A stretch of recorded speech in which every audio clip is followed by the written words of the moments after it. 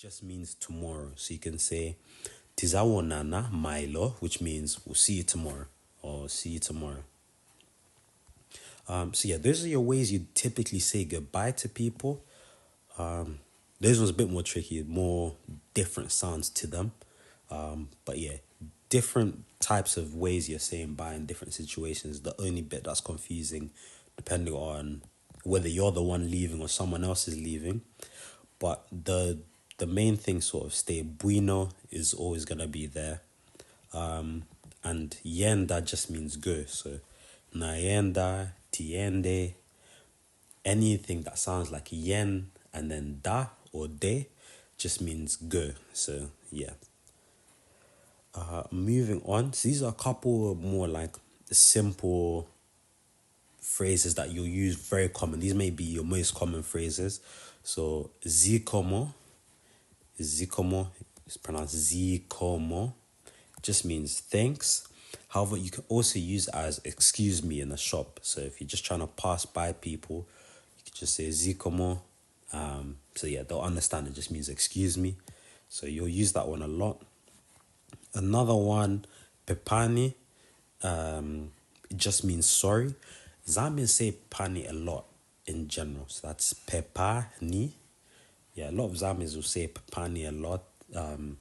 It's just a cultural thing. People say sorry quite a bit, even if there's not anything to be sorry about. It's just a way of showing like they understand what's going on.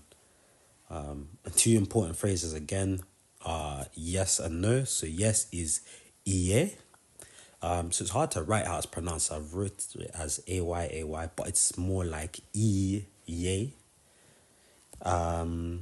So yeah, that just means yes. And to say no, it's ei.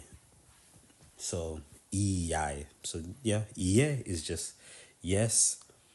Ei is no. There's a few other ways of saying no and yes, but these are the most common ways.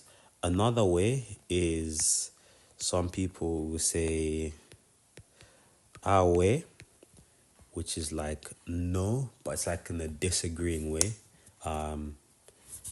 So yeah, say someone tries to offer you something, you could say ei, not in a house way. Like say they're pointing out something in a shop and it's not the right thing. You might say awe or ei. You could use either. But awe is not as common as ei. But yeah, it's yes. I can't think of any other ways that people might say yes. There might be a few others, but you won't really hear them. If you do, you'll know like it's meant to be yes. And people will always be quite expressive when they say yes anyway. Like they'll nod their heads for sure.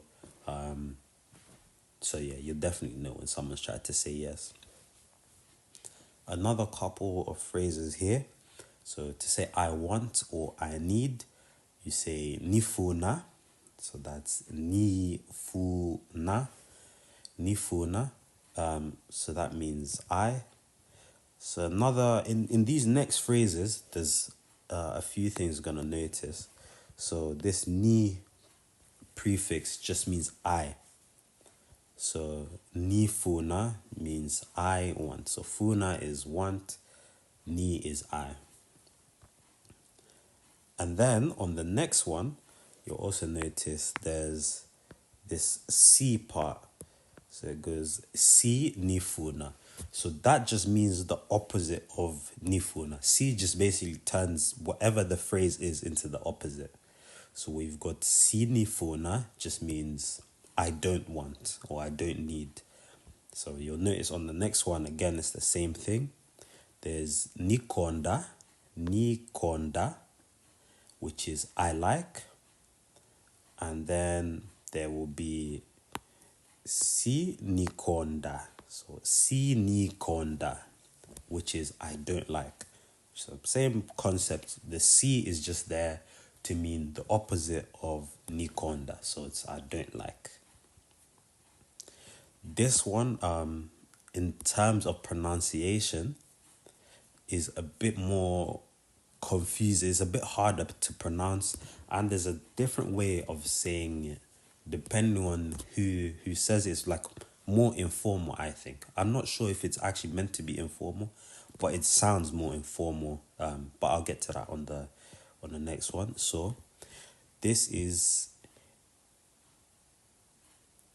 Nichichani Ichi. So Nichichani Ichi, which just means what is this? The other way people might say is Ichi Nichani, which is like swapped around, and this middle chi part is taken out. So instead of Nichichani, some people might say Nichani, which just means like what. So yeah, so you can hear Nichichani Ichi, which is what is that or what's this. But there's also Ichi Nichani, which is like what's this as well, but it's a bit more informal. I guess around the family, you'll hear both depending on who's saying it. I don't think it will matter very much which one you use.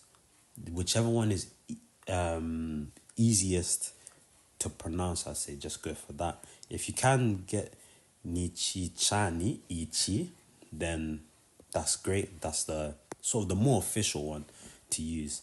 But either one would be fine. And another useful phrase to know is Sinizira. So if you notice here, this is like a weird character, right? It's this one here. So it's like a combination between a B and a V. There's an actual way, if you ever see it written, it looks a bit different. So it is like a B with a line at the bottom.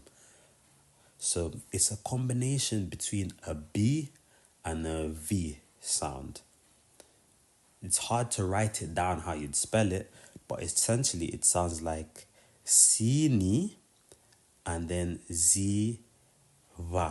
So it's like a combination of B and a V. It's very light. So to keep it simple, if you just want to say Sini Ziva or Sini Ziva, like ba at the end, you can do it. If it's a B, you can just try to make it light.